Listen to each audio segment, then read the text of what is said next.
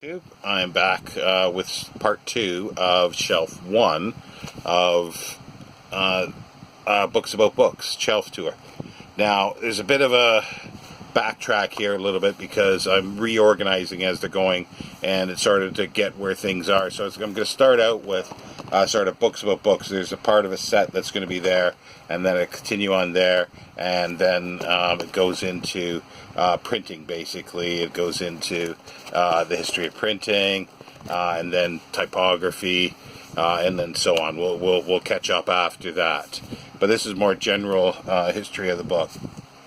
And I've got 4 volumes of a 7-volume set by Cambridge University. It's now complete. It's 7 volumes on the history of the book in Britain. This is volume 1, circa 400 to 1100, edited by Richard Gameson. Mine's the third printing, printed in 2016, originally 2012. The nice thing about these and all their histories of fill in the blank, they're edit. There's an overall editor for the volume or the series. Well, sometimes both. Now, and they have chapter headings, and each one is sort of broken down into subjects. They're basically essays. Like, you got part 1, making of books, and then you've got chapter on the material fabric of early British books, and then Anglo-Saxon scribes and scriptoria, and then for writing in the insular world. So you can start anywhere. I've started with this one and got partway through and left it. So I'm on a slow read of these, which will take me quite a while.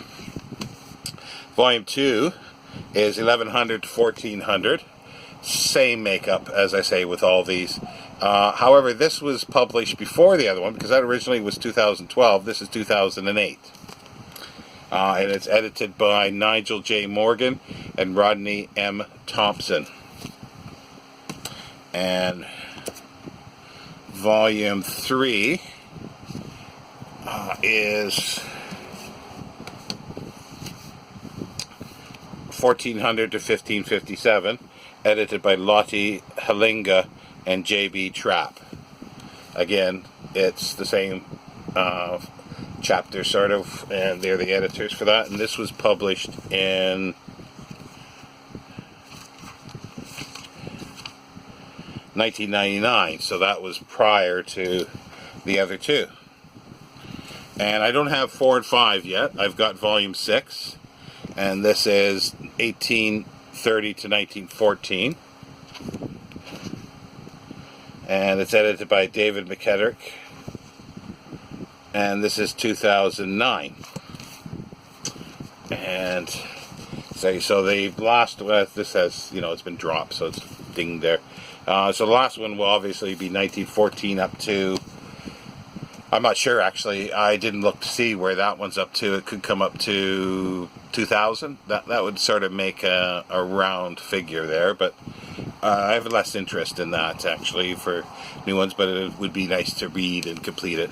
Here's an older book. This is a reprint. It's the book, The Story of Printing and Bookbinding Illustrated by Douglas C. McMurtry. This is Bracken Books. It's not the best printing. It was made for the secondary market, like a remainder type market. He is a prolific writer, as you can see the list there, and there's some wonderful titles there. He goes, almost, it looks like he went by state in the U.S.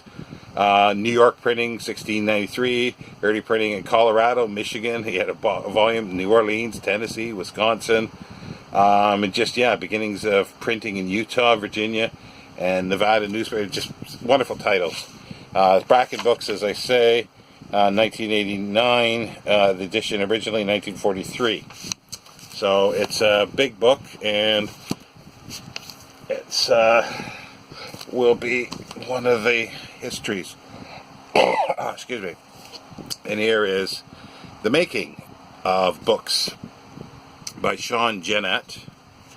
It's the 5th edition from 1973. It originally was published in 1951. And this goes through the history and it brings it up to the date of the 5th printing. Like, I had a choice of buying, I think, the 3rd printing, possibly 2nd printing, and I think for the most part it remains the same, except it brings it up more closer to the date it was published.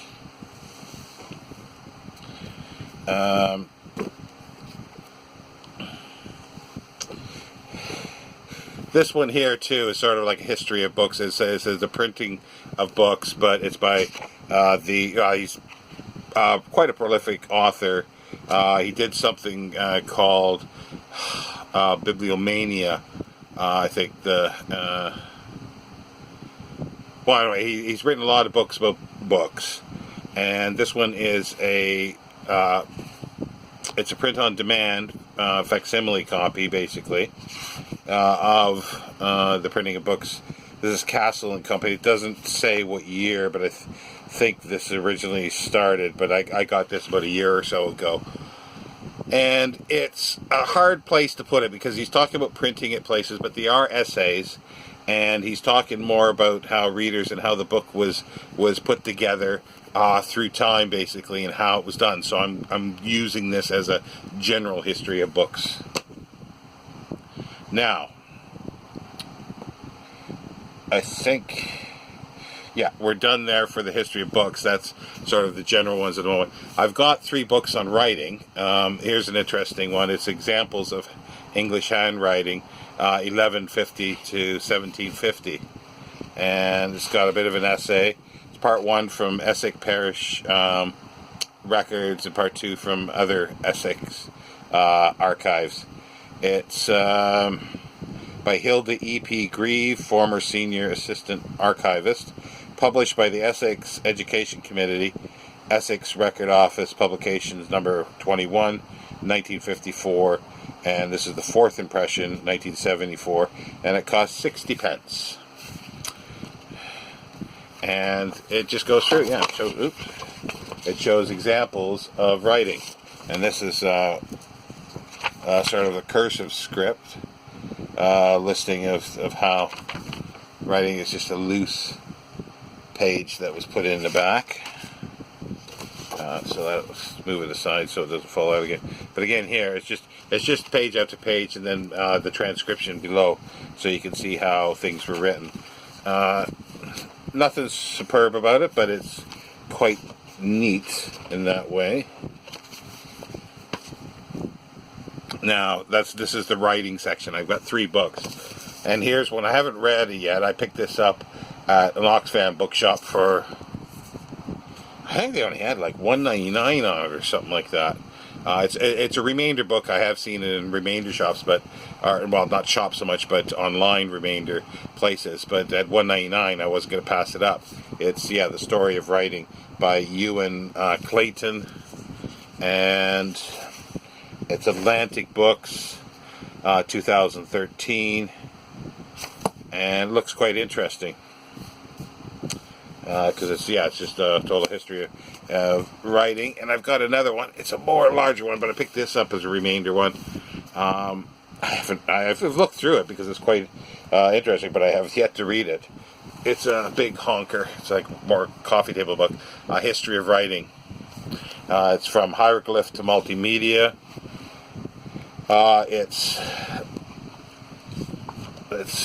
illustrated throughout. Oh, excuse me. And yeah, it goes right up to modern day. It's written by or edited by Anne Marie Christian for Flammarion, I guess it is. 2001, and an English language edition 2002. So it's not going to be deep scholarship in it, I don't expect, but it should be a fun read.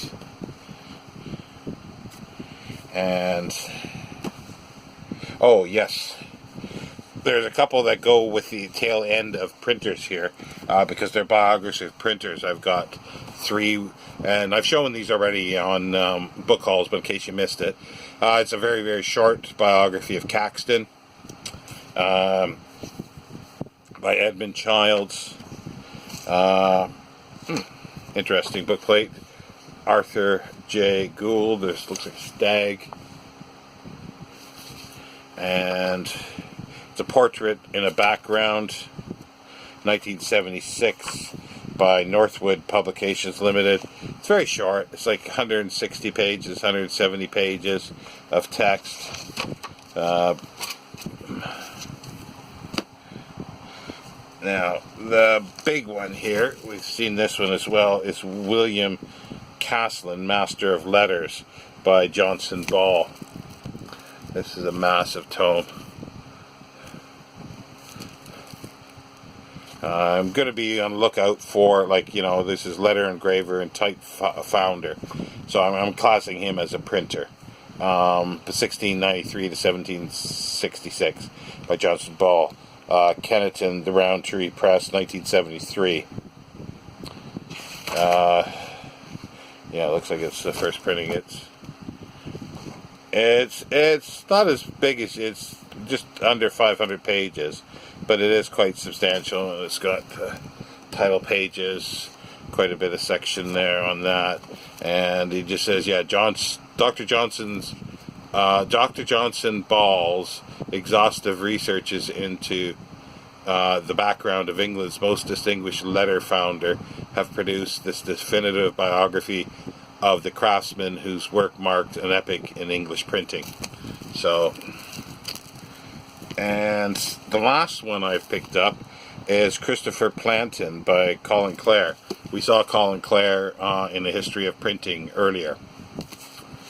And this is the first book in the English language on one of the most important figures in the history of printing, the man who turned what had been a handcraft into an industry.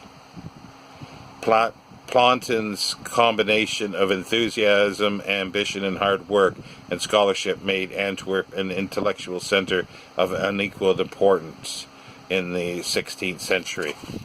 It's Castle and Company Limited, and first published in 1960, and this is the 1960 printing. So I think we'll end it there at the moment, because once I go from this, we're going to do illustration, sort of. Yeah, we're gonna do illustration, and then we'll get into a little bit about the binding of the books, and then publishers after that. But anyway, take care. But that'll be tomorrow. I'm not going to come back today with this, but tomorrow I'm just sort of going to refine these on the shelf there and try to find more space to put stuff. Take care, BookTube. Bye.